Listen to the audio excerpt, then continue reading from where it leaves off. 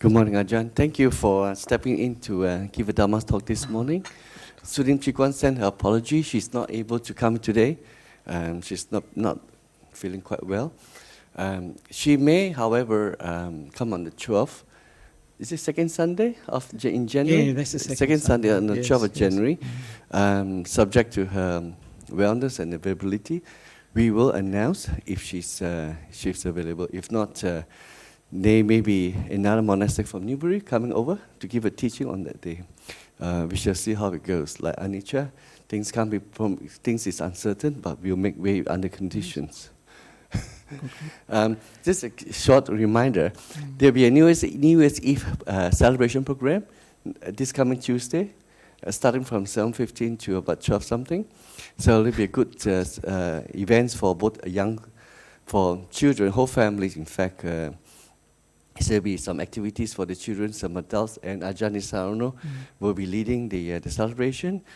There'll be monastic monks and nuns from Newbury will also be coming here to join in with the celebrations, and it will help to conduct some of the activities as well. On the New Year's Day in the morning, there will be a special program. There'll be a community lunch. Would there be a teaching in the morning, Ajahn? Yes, I think there's a program, I think 10 o'clock. We have 10 a o'clock, program till yeah. about 11. And then in the afternoon, I think it's at 3 or 3:30. Yeah, a Dhamma talk, some reflections given by Ajahn. That's right. Yeah. And in the afternoon discussion. Yes, if people can still stay awake in the afternoon. Yes, or in the morning. In the morning. They'll be all good. So we wish everyone a very good New Year celebrations, and the year's coming to the end, and there'll be a new start. Yes. Okay? Yeah. You want something? Yeah, everything okay? Yeah, sorry. You want to give it? Oh, okay. Yeah, all right. So we just make a request? Yes, if you'd like to request the 3 refuges and the 5 precepts. And this is in Pali today. Mayam Bante, Tisarnena Saha Pancha Silani Achama, Dutyampi Mayam Bante, Tisarnena Saha Pancha Silani Achama, Tatyampi Mayam Bante, Tisarnena Saha Pancha Silani Achama. Sadhu, sadhu, sadhu. So now I can do the, and as I always mention, we ask for the precepts beforehand so that it reminds us these are voluntary things. No one is checking up. The only person who's checking up is ourselves, the CCTV camera within. And we know what's going on. So this is the point of asking for the precepts. So now I can do the Namo Tassa 3 times, and then after that, if you'd like to repeat that, and then we can do the going for refuge, the Buddhaṃ Saranam Gacchāmi. I'll say one line and then you repeat it. There we are. Namo Tassa Bhagavato Arahato Samma Sambuddhassa. Namo Tassa Bhagavato Arahato Samma Sambuddhassa. Namo Tassa Bhagavato Arahato Samma Sambuddhassa.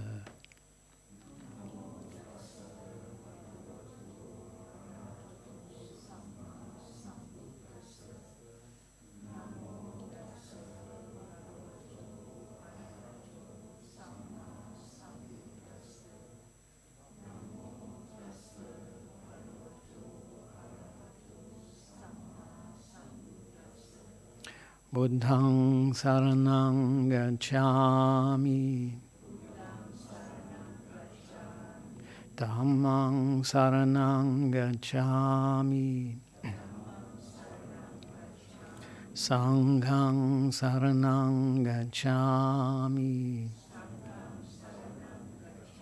Dutiyampi Buddhaṃ Saranam Gacchāmi.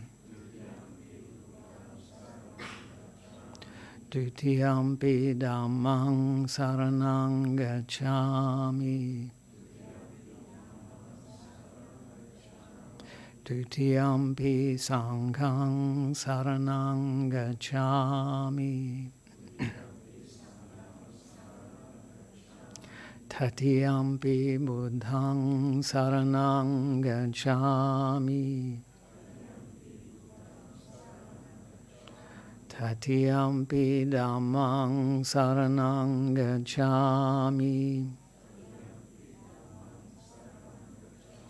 Tatiyampi sanghang saranang gacchami. Tisarana gamanam nititang. Oh, wait a minute. That's right. There we are. And now we can do the oh, look at that. What's that? There we go. It's okay. And now we can do the taking of the precepts. And I'll do it line by line. If you would repeat it. There we are. Panatipata veramani sikapadang samadhiyami.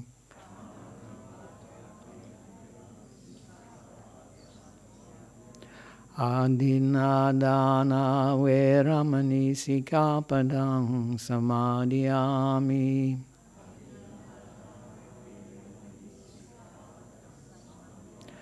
Kame sumichachara veramani sikapadang samadhiyami.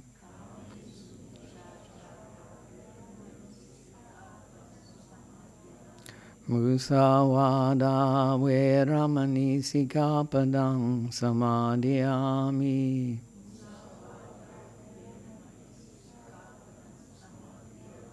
Sura mereya majapamadhatana veramani sikapadang samadhiyami.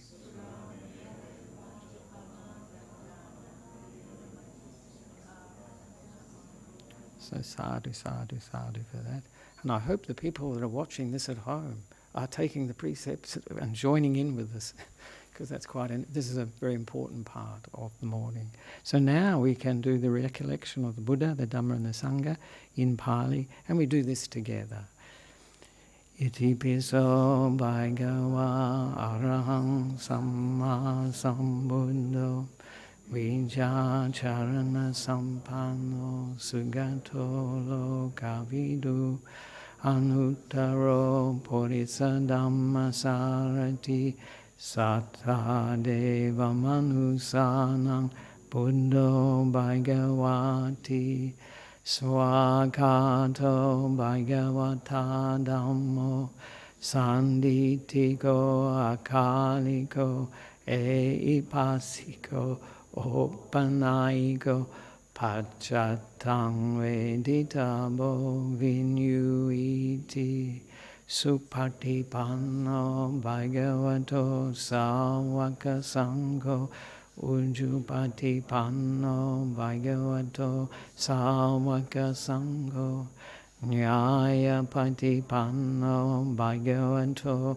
sāvaka sangho Samici patipanno bhagavato sāvaka sangho yadidam chattari purisa yugani atra purisa pugala esa bhagavato sāvaka sangho ahuneyo pahuneyo dakineyo anjali karaniyo Anuttarang punya ketang lokasati. Oh, wait a minute. Oh. That's good. Oh, there we are. That's it. There we are, got it. So now we can do the Buddha's words on loving kindness. This is the Karaniya Metta Sutta in Pali.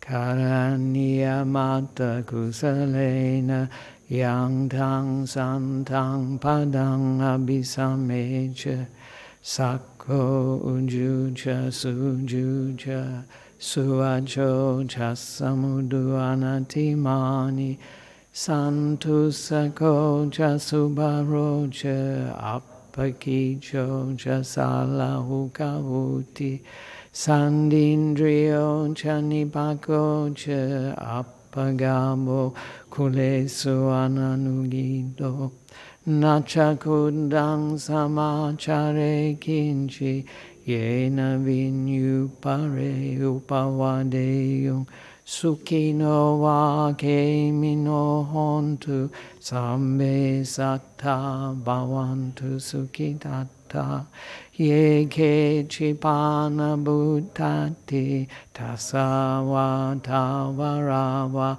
anavasesa diga va ye mahanta va majjhima rasakanukatula Dita vayeva adita ye chadure vasanti avidure Buddha va sambhave siva samve satta bhavantu sukhitatta Naparo parangnikubeta nati manyeta katta chinankanji Pyarosana patigasanya nanyamanya sadukamicheya matayatanyang puttang ayusayeka puttamanurake evam pisambhabutesu manasambhavaye aparimanang Mettansha sambalokasmin manasambhavaye aparimanang udang adochatiriyancha asampadang averang asapatang titancarang nisino va sayano va yavatasa vigatamido Etang sating aditeya brahmametang viharang idamahu ditincha anupagama silava dasanena sampano kame suvineya gedhang nahi jatu gambaseyang punareti sadhu sadhu sadhu sadhu. So, there we are.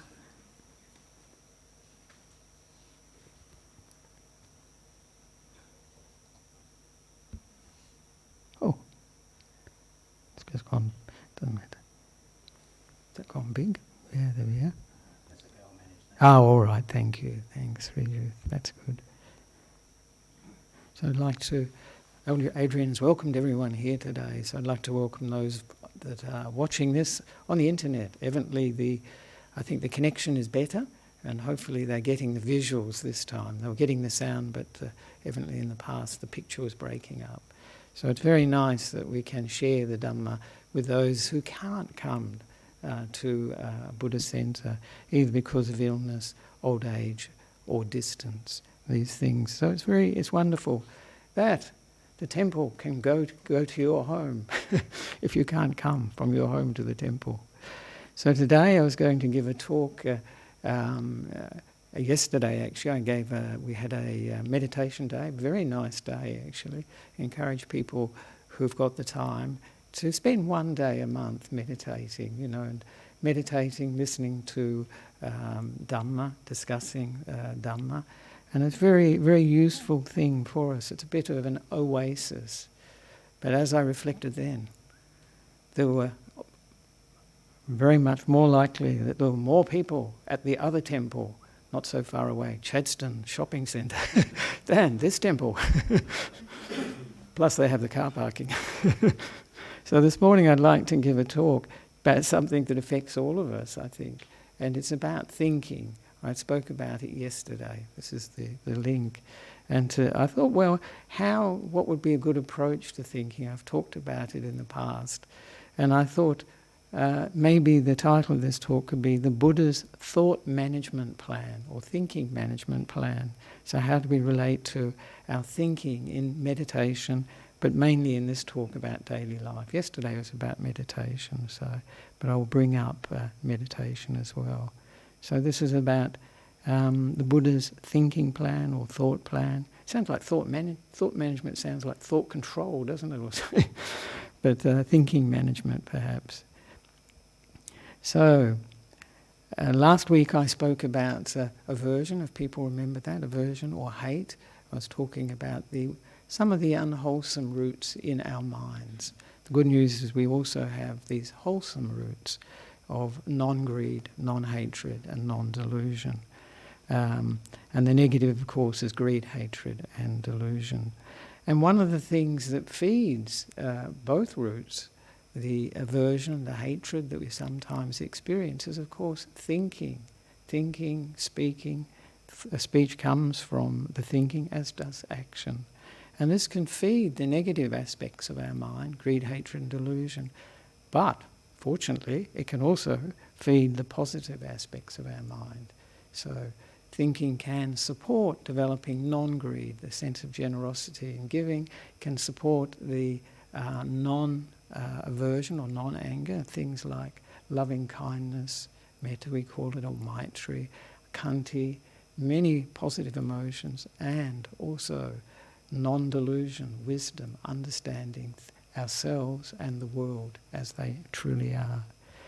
So, and I thought of this management plan because these days there's a management plan for everything. I think there's fire management plans. That's what I was very aware of recently, because I stayed at Newbury about 2 weeks ago, and one day we had a severe fire warning. And on that day you have to be prepared to evacuate at a moment's notice or any time. So you have to be prepared, and you have a shopping bag, one of these cloth shopping bags with your goggles in it and your mask for the smoke. This will be good for people overseas. They don't know about fire in Australia. And also gloves to protect you against embers and things like that. And in this shopping bag you have to put the things you want to take if you have to evacuate at short notice, a few moments.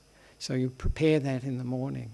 And I call this bag our tanha bag, our wanting bag, because what we put in it is going to be very important to us. Because we think, wow. So it'd be interesting to have gone around and seen what people put in their bags, actually. And for myself too, actually. And I heard actually quite humorously that maybe I told it last week, they had an evacuation in Trentham, a town or a village really near this monastery, Newbury Monastery in the country outside Melbourne. And I think it was a real evacuation a few years ago. And an old lady turned up and she had a chair with her. And they said to her, "Why did you bring the chair?" And she said, "I didn't know what to bring." So for her it wasn't the sense of, well, you know, the house could burn down, everything could be gone. But maybe it was quite practical too, because she was probably thought, well, you can sit around for a long time, so I might as well be comfortable, something like that. So today we'll be looking at discussing the Buddha's thinking or thought management plan, because thinking, particularly in the West, is often celebrated, and we have many great philosophers, and they're usually called the great thinkers, aren't they? The great thinkers. And I always think of I think most people, they may not know a lot of these philosophers. I don't. But we know there's one person, I think, or one quotation everybody knows. Any ideas what that is? Yes, exactly. Anybody know who that was? Descartes, that's right, René Descartes. I think, therefore I am. Good that you asked. Yeah, I think, therefore I am. It's very interesting because it sort of suggests, well, if you don't think, does that mean I'm not? But I think it's a bit deeper than that, actually. But it does show the link between thinking and thought. I'm thinking, it's my thought, and how we own thought. And we look at that later in the talk, hopefully we get time. Because often we assume that this thinking is mine, I'm doing it. It's rather than, in Buddhism we say, it is happening due to the conditioning process. But also a lot of this, I always think too, these great thinkers, I don't know a lot about them really, but I've heard a little about some of their lives, and they don't sound like even though they had these great thoughts, it didn't lead to great happiness. which I think is really the proof of the pudding, and this is where the Buddha's teaching is so practical. It is, for some people, yes, it's a philosophy, but in actual fact, I say, because people say, is it a religion? Is it a philosophy? Is it a way of life? And I say it's a way of life, because the Buddha is really encouraging us to practice it. But at the same time, it's really a religion, because you see it in Sri Lanka, you see it in Burma, Thailand, all these places, and even here. And also, it is a philosophy. Some people are just, it's enough for them to read the Buddha's teaching, and it's so intellectually satisfying that there is some happiness that one gains from seeing how it all hangs together, fits together.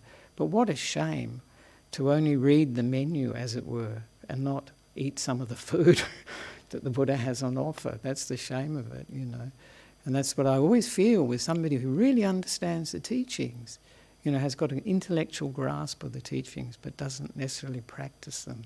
They're not getting the benefit of those teachings. And of course, one of the things that we see with thinking in terms of, Buddhism particularly, is it doesn't go deep enough. People can think and say one thing and be feeling something quite different, actually. And so thinking is only skimming the surface of our minds, really, only skimming the surface of our minds. And this is where the Buddha's teaching, is really tapping into, teaching us how to develop insight, to develop this intuitive knowing. He called it direct knowledge, because the Buddha's path is one of direct knowledge. It's not thinking about it, not thinking about enlightenment. It's actually experiencing these things for ourselves and understanding from that direct experience. So I'd like to say there is quite a big difference between thinking and insight.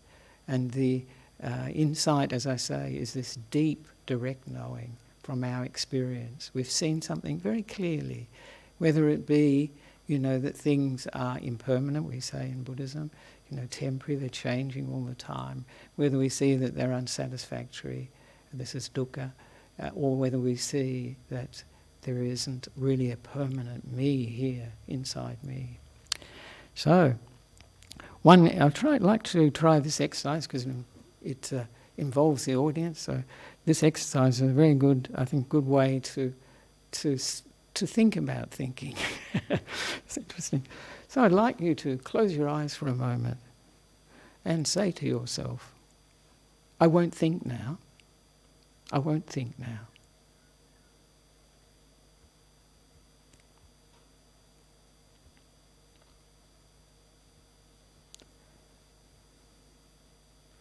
And now if you'd like to open your eyes and give some feedback. Did anybody successfully, did anybody not think? When you say, when I say, I won't think now, were you able to do that? Not really, I think.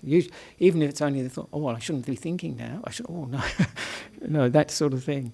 So we actually see, this is actually an important, insight we can get, that does this thinking really belong to us? Can we really control it? This is one of the insights of the Buddha's teaching, that, it is something that arises from conditioning.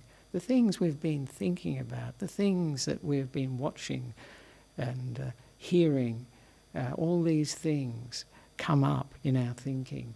And so this is where we can see that we don't own the thinking, but we can influence the thinking, fortunately. That's the good news.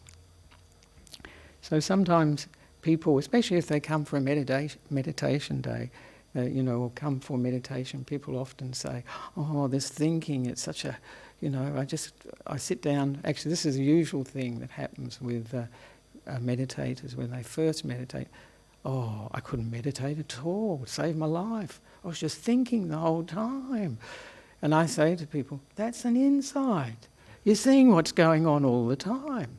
But because in daily life we don't notice, we're not being still, we're not sitting in meditation, we don't notice this.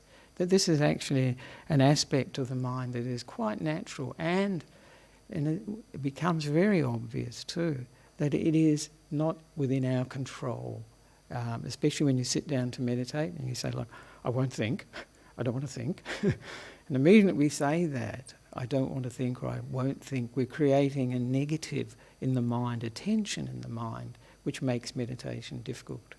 Whereas, so this is something that beginners in meditation learn. The first meditation is that thinking is happening most of the time, actually, and that we don't control it. And hopefully they will learn. Sometimes people, because of that experience, they think, well, I can't meditate because I only think. But actually they're beginning to see what's going on. And when we actually know what's going on in life, when we're clear about it, then we can do something about it. And of course we can influence thinking, we can reduce thinking in meditation. And of course that's by not fighting it, by not saying, I won't think, I don't want to think. It's by allowing it, letting it be, and letting it slow down. So if we have been thinking all day, all night usually, not all night, but dreaming sometimes, then the momentum of thought is there when we come to sit meditation or walk meditation. So this is what we will experience. So for meditators, thinking is enemy number one, publicly enemy number one usually they think, which is not a good attitude.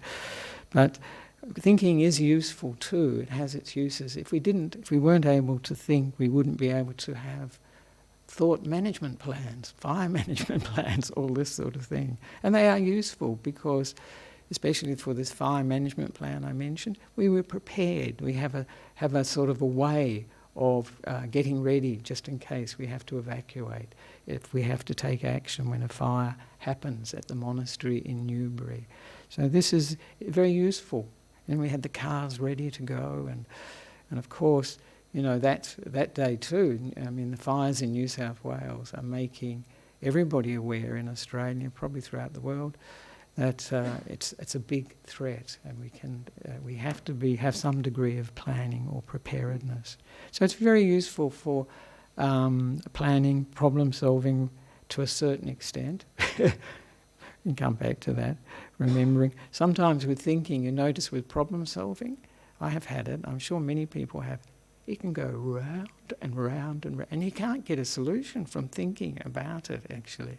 You know, you think, oh yes, on this side, yes, that's true, that's good. Oh, on the other hand, and in the end, there isn't a solution you can arrive at using thinking. That's where intuition is actually very useful. If you can just get peaceful, get still for a short time, and then have that in mind, whatever it was that you were, was the problem we were trying to solve, and then just let intuition, let this insight, as it were, come from deeper levels of the mind.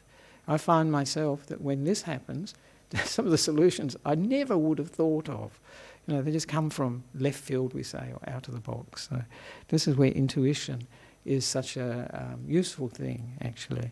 And it always has that sense of rightness. Sometimes people might say, well, can it be wrong? And I'm sure it can be sometimes.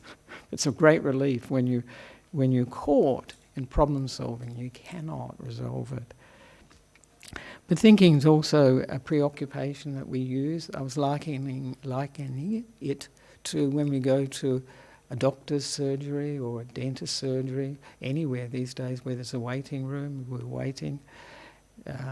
And there are all these magazines, and we flick through the magazines. Thinking is a bit like that. We use it, we're flicking through our memories, thinking about what we're going to do in the future, hardly ever being present wherever we are. So this is how often we use thinking. And most of the thinking that is really important for us is about who? Who do you think most of the thinking is about? Ourselves. Yep, absolutely.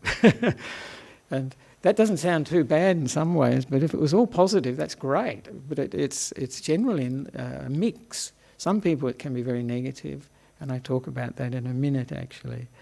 Some people it can be can be positive. So hopefully the Buddha's teaching is actually teaching us how to use thinking in a positive way, constructive way, to see through the destructive thinking process. Because most of our life is like, we can see it, and when we're not practicing mindfulness, for instance, and you can see it, we go for a walk, and we're oh, the tree's looking good, isn't it? Oh, look at those flowers, and oh, they're a nice colour. And we're commenting in our mind, we're doing this commentary of what our experience is about, whether we like it, dislike it, or whatever. So this is our usual approach to life. There's a lot of commentary going on, talking to ourselves. And as I say, if the talking to ourselves is positive, no problem, enjoyable. But often it isn't, and it can get out of control. And I think everybody probably here will have experienced times when thoughts become obsessive and they just keep cycling. We call caught in a loop. That's often a way of putting it. Caught in a loop, and it's just going over and over again.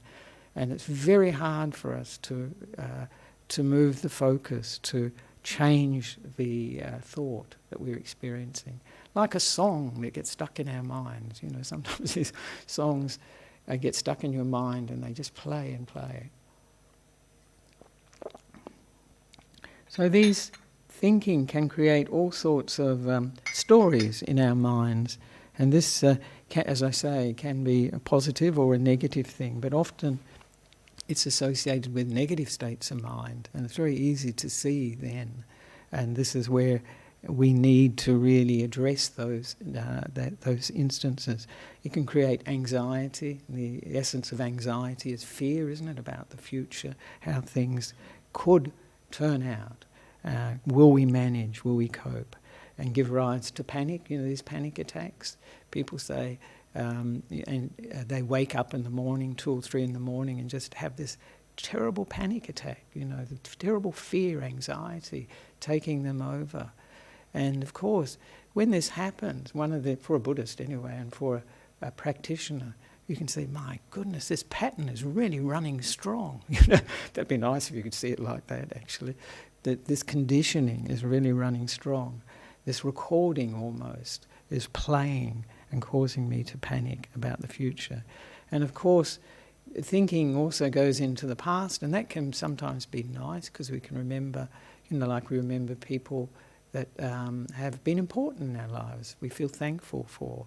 And like this morning, Savitri was remembering her mother who passed away 14 years ago and being thankful for all the positives that she gave in her life. So thinking can be like that, it can be positive, but of course, you know, often it goes towards depression. We start to get negative thinking. And particularly if it's about ourselves, you know, how we're not good enough, how we're not worthy, how we're this, that and the other, then it can turn into this depression that really becomes overwhelming. And of course, you know, with this thinking, I'll go on to talk about it more later, of course both sides, you know, they're not reality. Thinking is not reality. And it's always good to keep that in mind. It's an approximation of reality.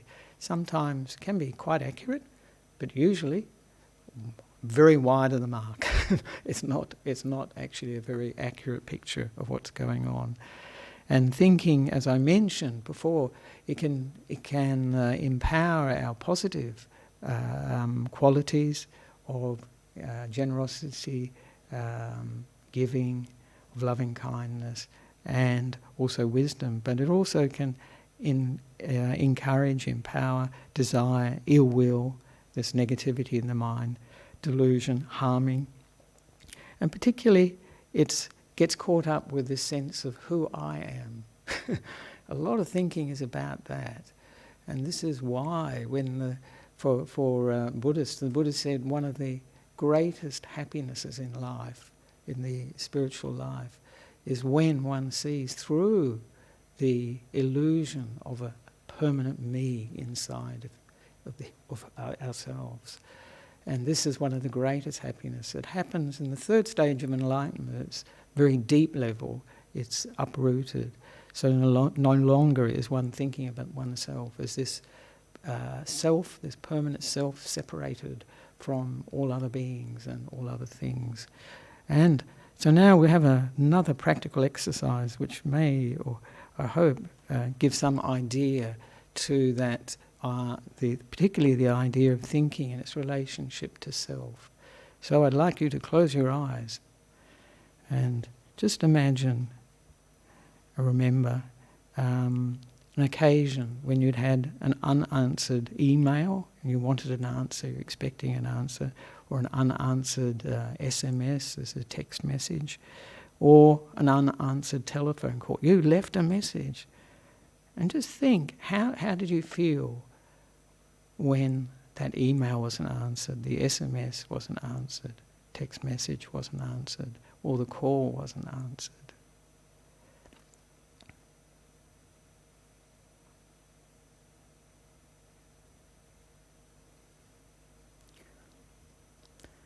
So now if you'd like to open your eyes, and I have had this experience myself, and it's very interesting because then you look at it and you think, I don't know whether your reaction when you when you've experienced an unanswered email, SMS, or text message, or call, whether you thought, is that person angry with me? I have thought that. I thought, I wonder what's wrong. Actually, sometimes the positive side of it usually is I think, I wonder if they're well. If they're not well. So, and the other thing we can think on this occasion is, are they upset with me? Have I done something to upset them? Or did something I wrote, upset them? They didn't like it, which is why they haven't replied. And I think this is a very, very good way to see how thinking creates the story and this whole scenario out of nothing, really. They may not have received the email. The phone may be dead, so they never got the text message, the SMS message. They may have gone away on holiday. There are many explanations for them not replying. But one of the, and this brings up, of course, I must move on a minute. The same theme actually is one of the greatest worries for us is what people think about us. And there's this nice quote from the internet. I don't know who said it. The greatest prison that people live in is the fear of what other people think. Do you think it's true? I think it's very true. We actually don't know what they think. But there's this nice... you've all heard this, I think, that in our teens, and I know in my teens it was very much the case, I was very self-conscious. You think people are looking at you, and maybe thinking, "What's he doing?" You have ideas of what they're thinking about, and we can be painfully self-conscious as teenagers, particularly. And then, in our 20s, we are usually in our teens. It's interesting. We're interested in fitting in. That's the big mode when we're teenagers, actually, at school and so on. But when we get to our 20s, we're interested in standing out, to be noticed. This is the worst thing to be ignored, actually. And so in our 20s, we are thinking a lot about what other people think of us, how we're coming across, and wishing to stand out. In our 30s, we become a bit more defiant. We don't care what people think about us. We don't care anymore. And in our 40s, or maybe even later, depending on how quick we are at learning, we realise people weren't thinking about us at all. Who were they thinking about? Themselves, exactly. So that was a lovely example of it. Oh, actually, I've got a Nissarano story that's good like that too. But anyway, I think we may leave that. And we see thinking, in the part it plays in stress. I'm sure everybody's aware of it. That when we feel stressed, it's usually to do with time. We don't have enough time in the day, as they say, and a lot of that is coming from thinking. I've seen it myself. You start and get a mantra going, I've got so much to do, and you keep thinking this, and it winds you up, it makes you feel more stressful than before. And sometimes what I do then is I think, well, what have I got to do? There's so much to do. No, I write it down. Well, it's not that much really. And then I can relax. So this stress is really coming from thinking as well. It's coming from that thinking which is fueling the fact that we don't have enough time. It can be about our abilities, any of these things. And so now I would like to show some of this is the last one for that would be okay, for showing the results, the negative results of thinking. So I'd like to show a video, which is, I think, is an amazing video, by a man who survived jumping from the Golden Gate Bridge. I don't know if I got on the next bus. I that, sat in the very last seat in the middle row. We began to drive out to the Golden Gate Bridge. Oh. And that's when it hit me. I realized I didn't want to die at all. I realized that I said, well, what are you doing, Kevin? Get off the bus. I just wanted the pain to stop. That's the common denominator of people we lose to suicide. They just want the pain to stop. I was walking up to the bus driver hoping that he would see my pain. But I could not say it overtly. I could not tell him to look at me and say, hey kid, are you okay? Hey kid, is something wrong? Can I help you? The bus got to the bridge. I sat there crying. Bus driver turned, he stood, he looked at me and he said, kid, come on, get off the bus, I gotta go. There was a guy to my left, said to the fellow next to him while pointing at me with his thumb, what the hell's wrong with that kid, with a smile on his face. I thought, that's it. Nobody cares. Nobody cares. Come on. Everybody cared. I just couldn't see it. I walked back toward the traffic. I ran as fast as I could, and I threw myself over the rail. The millisecond that my hands left that rail, instant regret for my actions, and the absolute recognition that I just made the greatest mistake of my life. I hit the water. The vacuum opened up and sucked me beneath the water about 70 to 80 feet. My legs were completely immobile. I had shattered my lower vertebrae into shards like glass. But then I opened my eyes.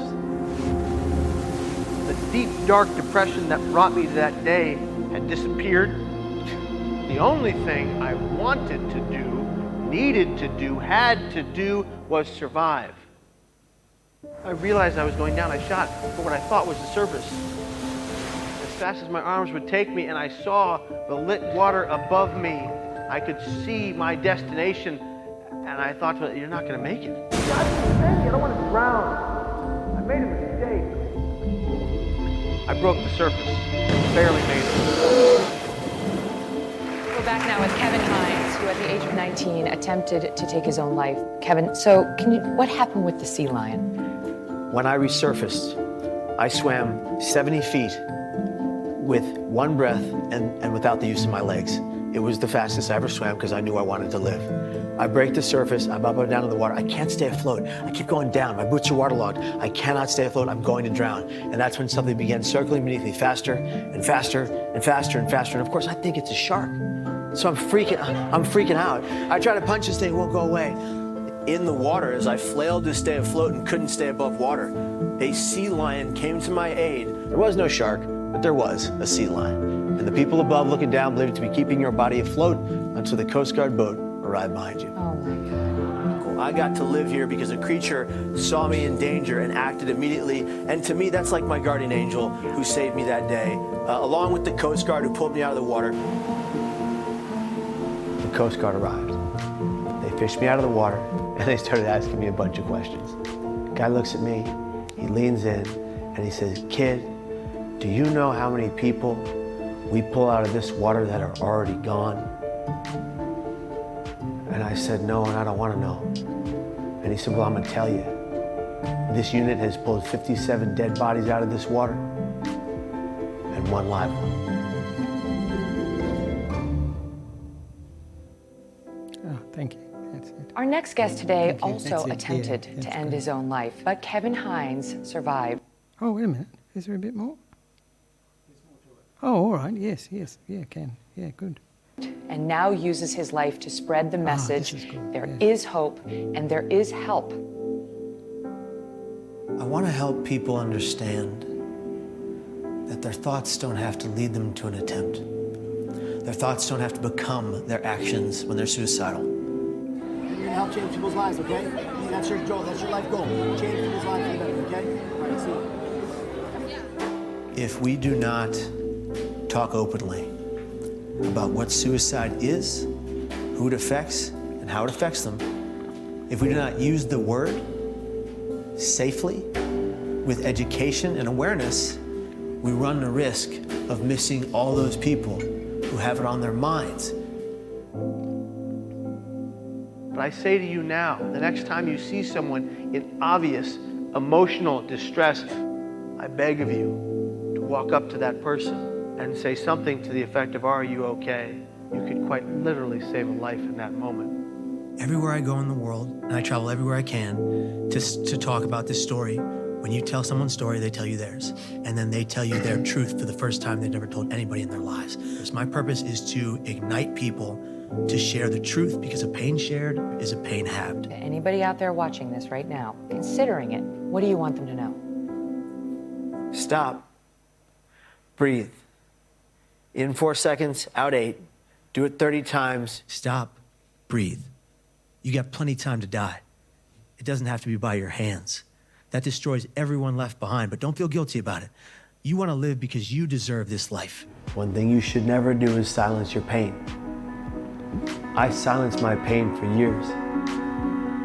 I buried it deep down inside me like so many people do, and I lost myself. And it came out in a burst of rage against myself that led me to attempt to take my life. I thought I had to die, and I was wrong. Learn from me. Oh, sorry.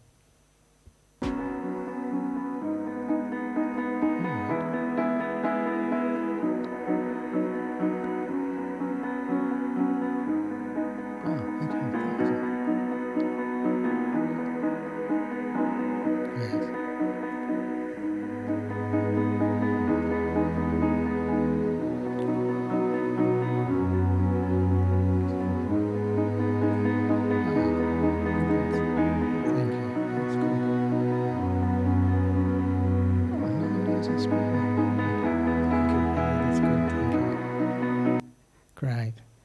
So that's a remarkable experience, isn't it? Especially when the sea lion saved his life. I couldn't believe that, you know. So, you know, his message was, you know, that thought that nobody cares is not true. And of course, you know, he realised that afterwards when he was saved by a sea lion, that he says everybody cares. And they do in a way if they know what the situation actually is. So this is seeing, you know, he's seeing the power of believing your thoughts and following your thoughts and actually trying to commit suicide as he did.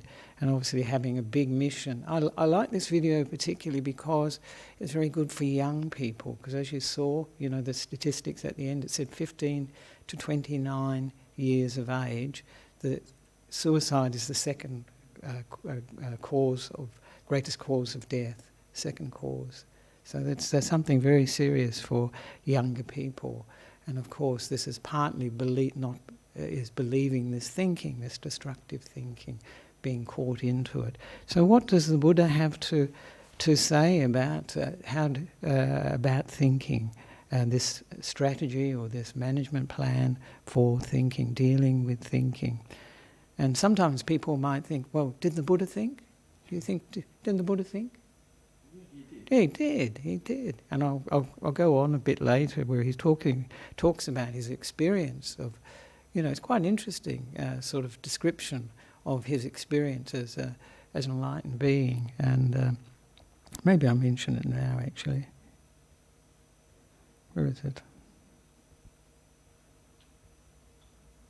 Yes. You may remember there's a sutta in the middle length discourses of Buddha, There's lots of the Buddha's teachings, they're very voluminous actually. And in one of these sutras, the wonderful and marvellous qualities of the Buddha that the Venerable Ananda, his assistant, personal assistant you might say, he looked after the Buddha for 25 years. And he goes through all these wonderful and marvellous qualities of the Buddha, you know, and he says this is the Bodhisattva actually before he became the Buddha. And he says, oh, you know, when he passed away from his previous life, he was conscious, self-aware, was born into the two-seater heaven, and then when he was born on his last birth and became the Buddha, he was conscious, aware as he entered his mother's womb, and when he came out of his mother's womb, he's supposed to have walked 7 steps and spoken, and all these things, and Venerable Ananda's going on, and the Buddha says, these are true, these are true. And then at the very end of this sutta, it's lovely actually, the Buddha says to Ananda, and remember this as a wonderful and marvellous quality of the Buddha, the Tathagata, that he knows his feelings, his perceptions, his thoughts, so thinking, as they arise, while they're present and changing, even in the present moment, that present, and as they pass away. He knew these things. This is just, you know, many people think, wow. I think most people would think, so what? But this is amazing, to be aware of thinking, feelings and perceptions, because they're so quick in the mind.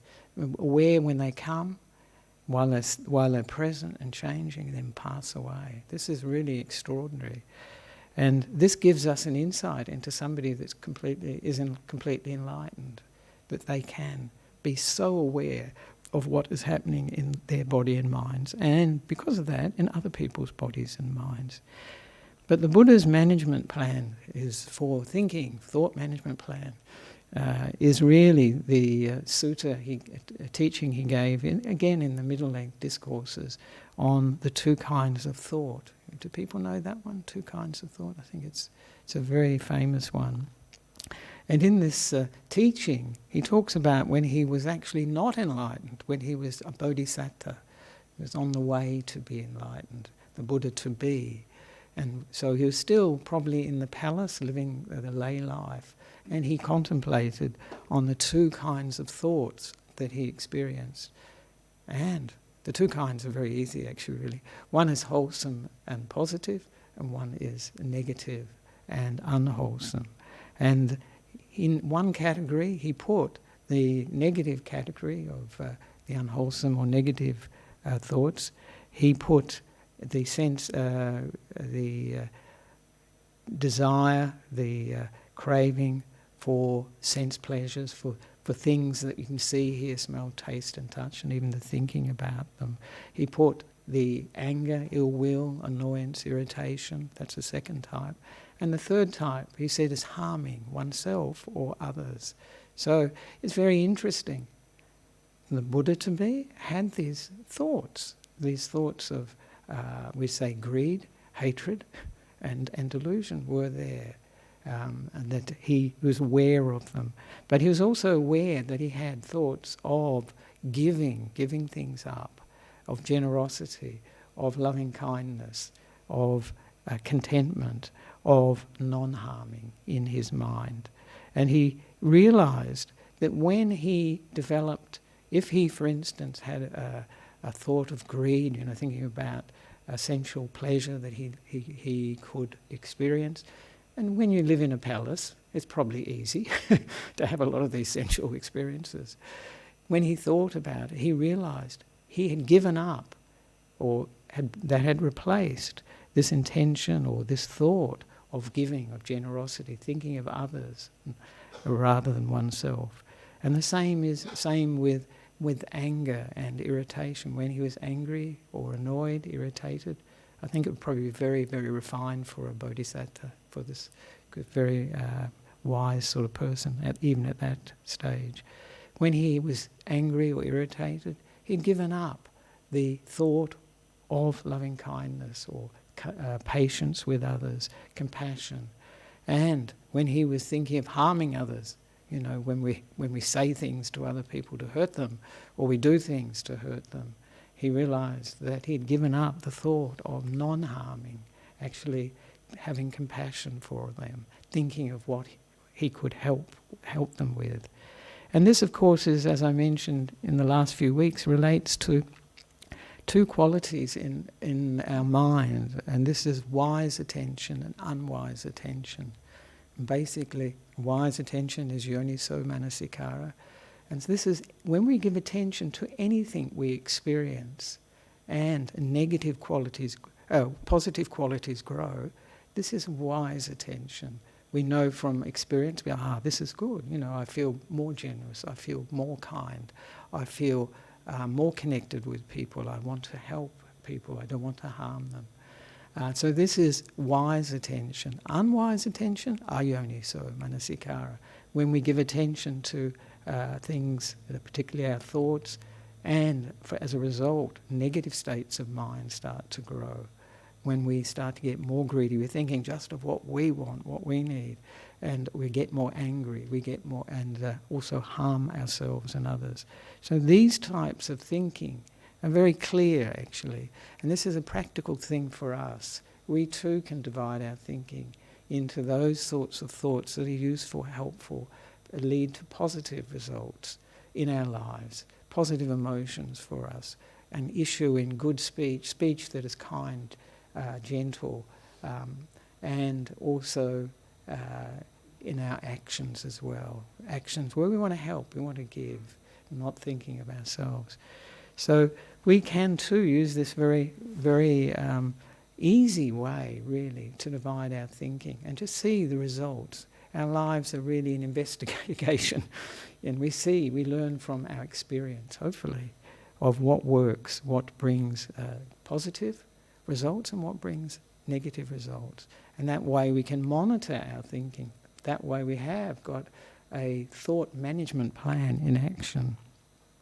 And when we cultivate the positive and the wholesome, the wise attention, we find that there is less space for the negative things to develop, because the mind has got that focus.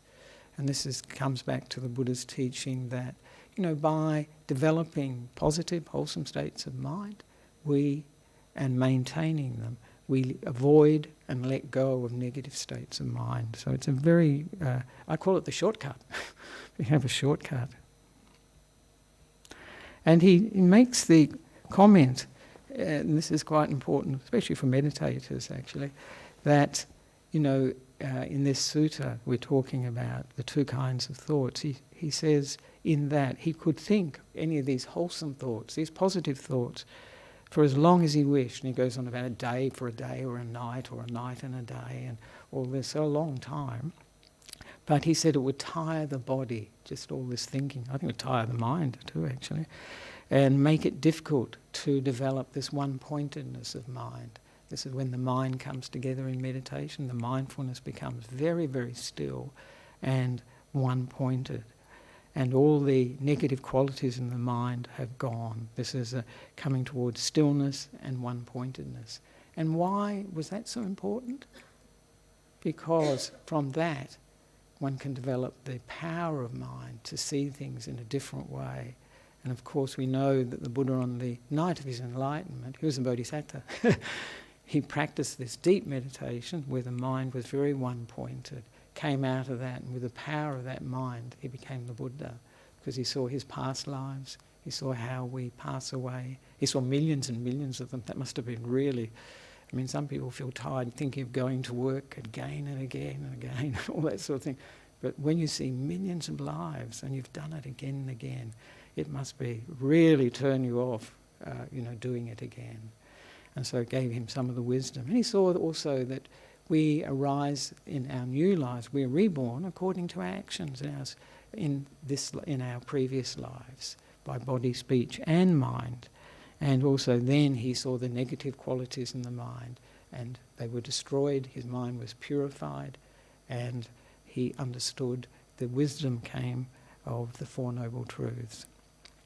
So that's for the Buddha. And the Buddha said, in the next sutta, in that middle-length discourse, is called Calming of Distracting Thoughts. so it's a big subject. The Buddha said that it's possible to become a master or a mistress of thought or thinking, and to think what one wants and not what one doesn't wish to think. When he says that, it sounds like I'm deciding, isn't it? It sounds like I decide what I want to think, what I don't want to think. But for a person that can do this, who is a master or a mistress of thought, it's not that they are willing it.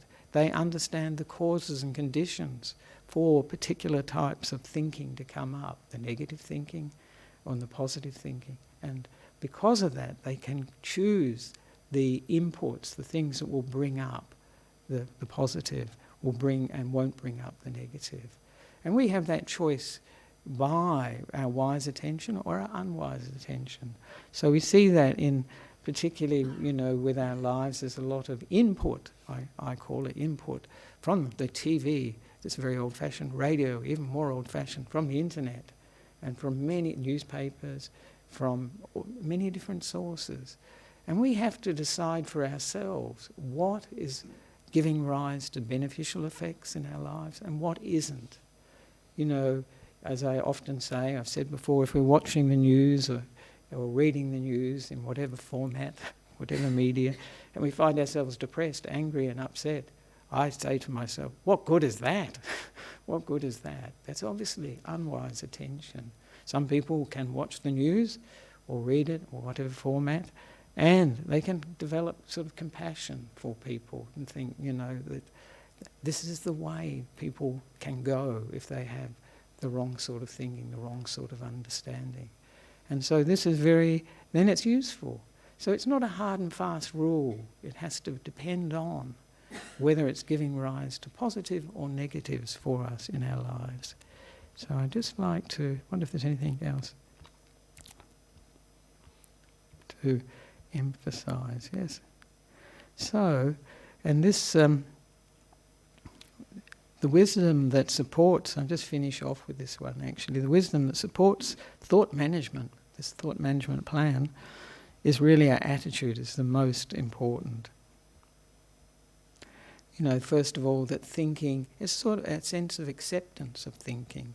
That thinking is natural, it's a function of the mind. If we try to stop it, if we try to use willpower, we've had a a try at this, it doesn't work. And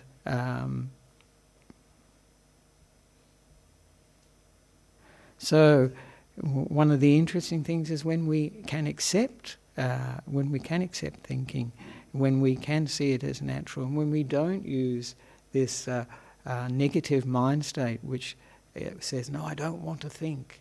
This is aversion, really. There's two aspects, two ways of relating to our thinking. We either get into it, there's a desire, or we want to get rid of it if we happen to come here for a meditation. So, or if we're experiencing very negative thinking, we often will want it to stop. We want to be free of it, like that man who jumped over the rail at the Golden Gate Bridge. So this sort of attempt to get rid of thinking or getting involved with thinking is not in the middle way, as the Buddha would say. So when we can accept thinking, it tends to just run out of energy and it will reduce by itself. It would be nice if it stops, and sometimes in meditation or in daily life we can experience those moments when thinking stops and it's just perfectly quiet. And they are just extraordinary moments actually, because you realise how noisy it's been, so much thinking in our lives. Like somebody, as I mentioned yesterday, who lives near a busy road and they're so used to the traffic they don't notice it at all. And then somebody comes, a visitor comes, and they say, oh my goodness, it's so noisy here. What? You get used to it. So in the same way, when thinking stops, we're aware of how noisy it is and how busy it keeps the mind. And I'll just end with one story, because it's nice to end with a story that emphasises this, and it's from Ajahn Brahm, Brahm's experience. And he mentions, it's in his... it's in one of the books. I think it's in Mindfulness, Bliss and Beyond, probably. And he mentions in his 5th Vassa, this is the 5th range retreat, when we have each year, Buddhist monks and nuns, we have a 3-month period, a retreat period. And it's usually in the Indian rainy season, which fortunately in Australia is also winter. That's very good. Other places it's not, summer. So, and he had had spent 5 of these Vassa or range retreats in a monastery that was for training foreign monks that were ordained with Ajahn Chah. And Ajahn Chah was a famous meditation master who lived in northeast Thailand. And he set up this monastery for training foreign monks. After 5 years of being there, this is usually the 5-year period, he was allowed to go wandering. So he went wandering to various other monasteries and living on his own. And he loves caves, and he likes these dark caves and very quiet places. And he found a cave in I don't think it was the northeast, I think more like Chiang Mai that way. And it was an ideal place, you know. He really perfect, very quiet, and perfect for meditation. But then he found that he'd sit down to meditate, and thinking would take over. It would be thinking. And he thought, well, I didn't come here to meditate. I've spent 5 years in the monastery, and now I've got my opportunity. And he said it wouldn't be too bad if it was just ordinary thinking, but it was thinking about past girlfriends and sensuality. So he said it was really getting very unpleasant for him and making his mind very upset, you know, because here he was there to meditate, to take full advantage of the ideal conditions. So he got very exasperated, very desperate actually, and evidently went and bowed to the shrine 3 times, to the Buddha statue there, and made a deal with the mind. And he said the deal he made was, well, for 1 hour of the day you can think what you want, the mind can think what it wants. The rest of the time we'll use for meditation, we'll follow the breath, we'll be with the breath. It's interesting, isn't it, to know that Ajahn Brahm had difficulties with meditation.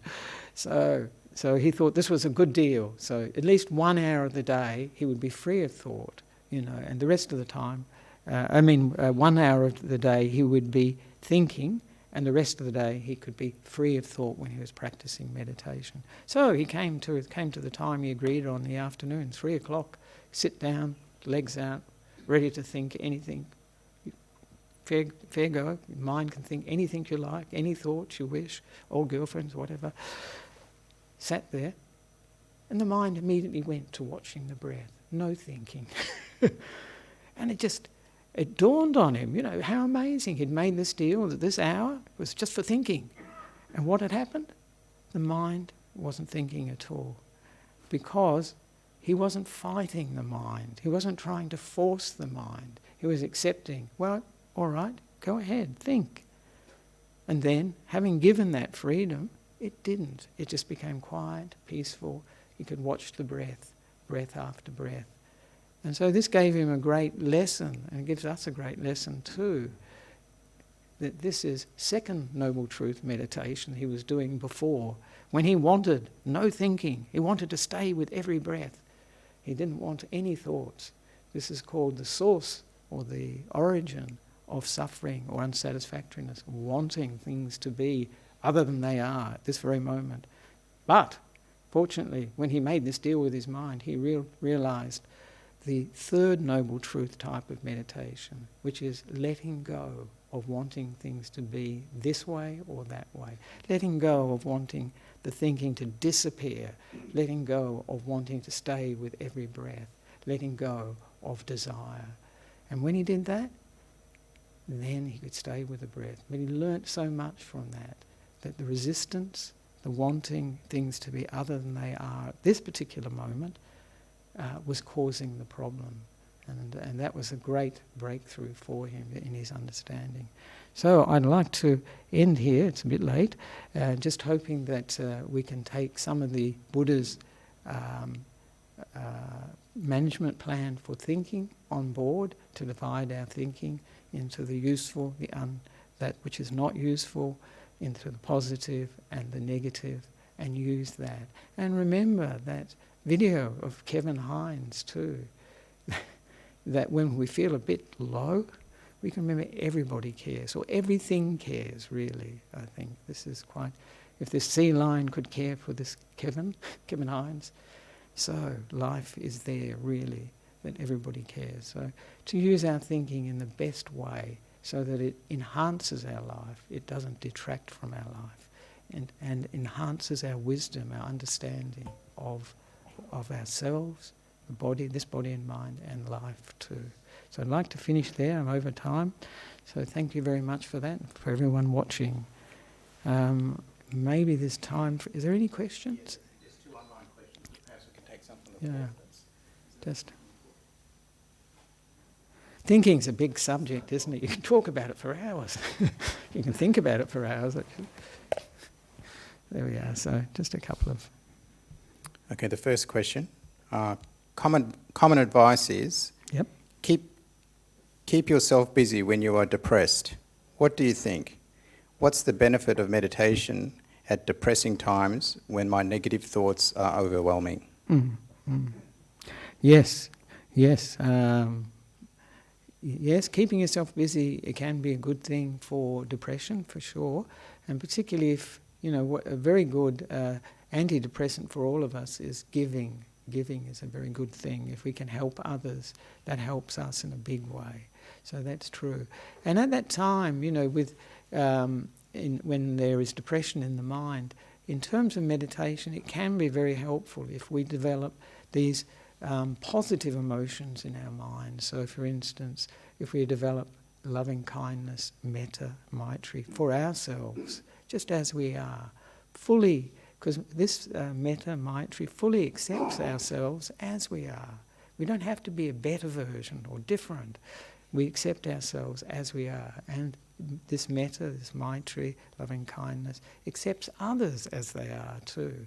So this is actually going to the root often of the problem with depression and negative states of mind, is a very bad sense of ourselves, low self-esteem, a negative image of ourselves.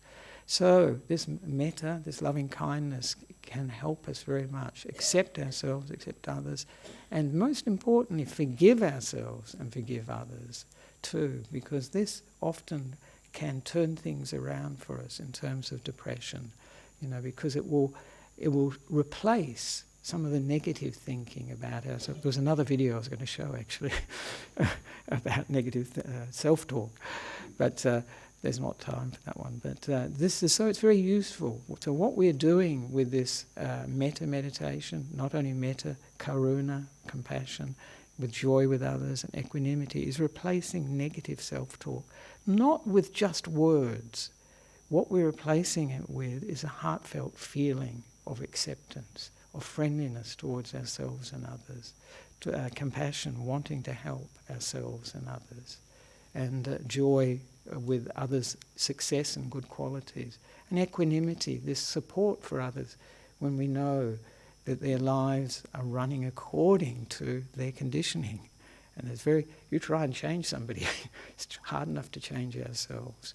And we have to have this equanimity. We don't get negative about it, but we give this sort of loving support. So very important to do the meditation.